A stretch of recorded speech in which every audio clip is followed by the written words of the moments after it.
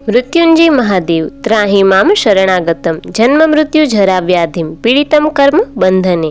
શિવ એટલે કલ્યાણ। શ અક્ષરમાં સુખ શયનનું સમાધિ સત્ય છે। ઈ શબ્દમાં ત્રિતાપહારીની શક્તિ છે। વ શબ્દમાં અમૃત વર્ષા સમાયેલી છે। તેથી જ શિવ શબ્દનો અર્થ થાય છે કલ્યાણ।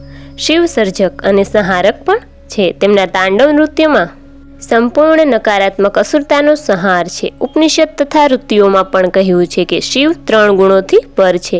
તેમનું એક નામ રુદ્ર પણ છે। શિવજીની ઉપાસના કરવાથી મનોવાંછિત ફળની પ્રાપ્તિ થાય છે। શિવલિંગની પંચોપચાર અથવા 1600 ઉપચાર પૂજા કરવાથી મોક્ષ પ્રાપ્ત થાય છે।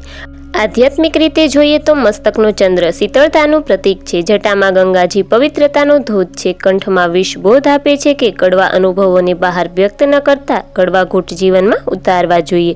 તો મિત્રો, મહાશિવરાત્રિ આવી રહી છે અને શિવજીને લગતા આવા જ